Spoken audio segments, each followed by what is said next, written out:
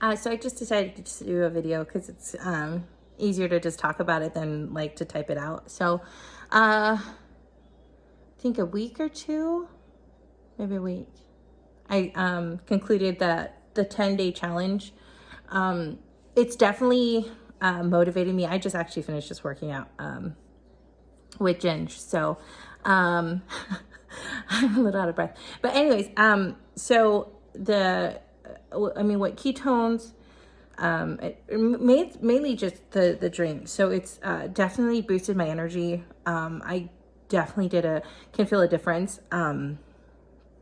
Just the energy that I have working graveyard. So it allows me to be a full-time mommy, to give Malia that time and space, and to just zero in just on her overall well-being as I take this journey to get healthier for her, especially because as a mom with a daughter, your daughter's looking at you and she's soaking up everything that she possibly can from you.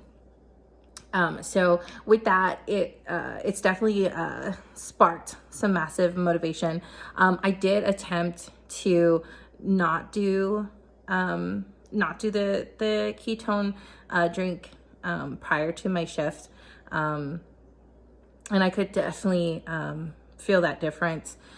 Just the focus and being able to conclude the full shift. So and then I've noticed that taking steps to be healthier. So focusing on nutrition and what I'm doing. Not saying that I'm perfect and that I'm not always abiding by everything that I should, but to just make those steps in the right direction. So that's kind of what I've been doing. And then just intermittent fasting, which I did prior to ketones, or started 2 weeks prior to doing ketones. I just wanted to do something more just to try and help boost where I was at health-wise. So definitely massive booster, a lot more energy, and so much so that Joey, who's working 6 days out of the week, notices a difference when he comes home, and what I'm able to accomplish, and then just getting out of my rut. And we're talking, just focusing in on stagnant water. And it just took me back to growing up. And in Samoa, there's a place called Sliding Rock. And there's tide pools, a lot of tide pools there. But what happens is during high tide, when it's rushing over these lava slabs, it's just bringing in everything from the ocean. A lot of times these little fish will get trapped in this stagnant water. So as the tide goes down and the sun comes up, if they're not placed back into the ocean, they could literally die. And so it's just the idea of that you don't want to be in stagnant water. You want to be in moving water. You want to constantly be moving, because if you're not allowing yourself to be poured into or to be pushing forward, then you're stuck in that stagnant water, and it's suffocating. So just moving about, knowing to be pushing forward. And so I feel like ketones definitely knock some wind in my sails, and I feel like I'm being pushed forward into this journey to just take back my health. But overall, when I was talking about just that culture, just growing up, and the idea of humility, and to think of others more so than yourself, but sometimes we go beyond that and we start thinking less of ourselves. So knowing the balance that you can love yourself and still show humility and show kindness towards others. It doesn't make you selfish for doing self-care. And so how important, because if you're not at 100%, you can't be that 100% when you're needed. And having a daughter and seeing that she needs me at 100%, that, I can't pour into other things and then, half-ass the raising of her. And so that's so important for me to be at 100%, to be a healthy mommy, and to just keen in on that, so that the better that I am, the better I am for her, and the better the outcome for her upbringing will be. So a lot of this has been inspired and motivated by the fact that I have a little one now, who is who I see a lot of me in, some good, some bad, but it's just a constant reminder that as I want the best for her, I need to require that of myself. So that's ketones for me. So it's definitely pushed me in that direction, and it spurred me on. Sometimes you just need a swift kick in the butt to just recharge, and to reprioritize your what you think is important in life. And sometimes, especially as mom, as women, as caretakers, whether you hold a title officially or unofficially, as a sister, as an aunt, as a daughter, that we often place everybody else in our household above our own care. It's always the thing that we're going to get to as soon as we're done with our task. And it's so important that it's something that we start to put as a priority, to make time. It's not that we don't have time, it's that we don't make time. And so that's just some realizations that I needed to have. And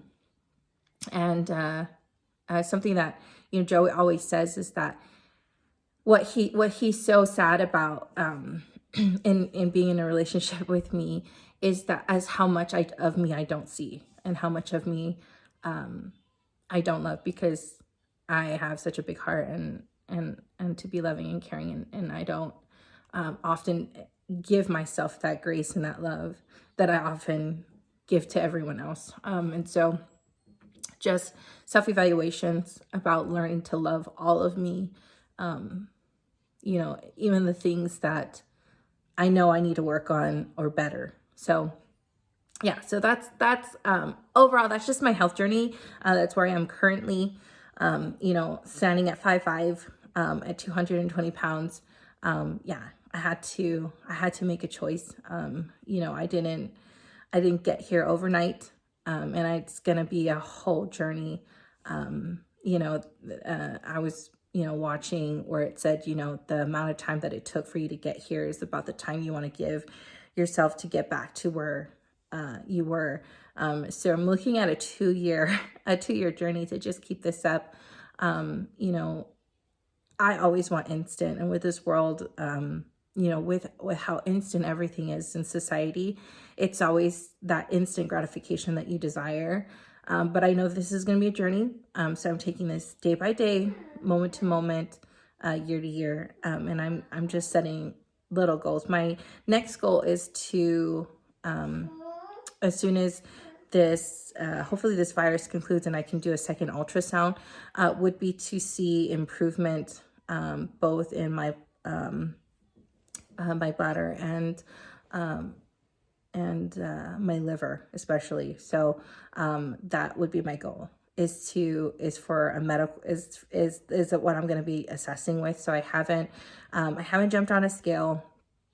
I'm trying not to do that, just because mentally I just can't handle that mentally at this point. And I know that. And so that's what I've been trying to avoid.